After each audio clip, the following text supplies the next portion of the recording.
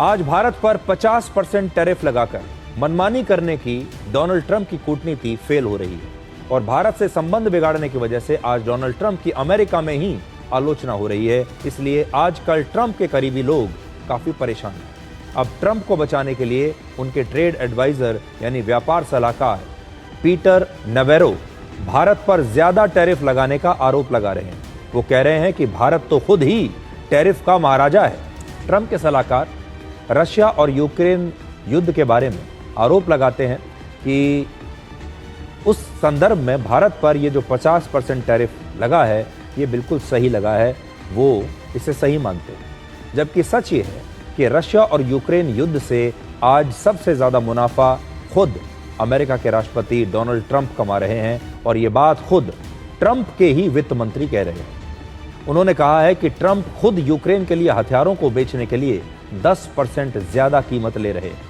आज यूरोपीय देश हथियार खरीदने के लिए यूक्रेन को पैसा दे रहे हैं और यूक्रेन ये सभी हथियार कहां से खरीद रहा है? अमेरिका से खरीद रहा है और अमेरिका को हर मामले में फायदा ही फायदा है।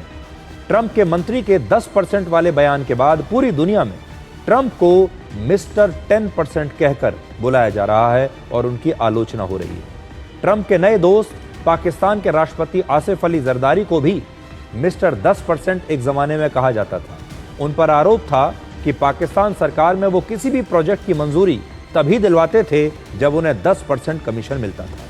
तो पहले ये मिस्टर 10% आसिफ अली जरदारी के लिए इस्तेमाल होता था, लेकिन अब दुनिया के नए मिस्टर 10% हैं अमेरिका के राष्ट्रपति डोनाल्ड ट्रंप। असल में अमेरिका चाहता है कि भारत अपने टैरिफ घटा दे, जिससे अमेरिकी कंपनियों की भारत में आसानी से एंट्री हो जाए। लेकिन इससे हमारे देश के किसानों, पशुपालकों और मछुआरों को बहुत नुकसान होगा और इसीलिए भारत इन कंपनियों को भारत के बाजार में आने के लिए तैयार नहीं है, इन्हें प्रवेश देने के लिए तैयार नहीं है और भारत इन क्षेत्रों में टैरिफ घटाने के लिए तैयार नहीं हुआ।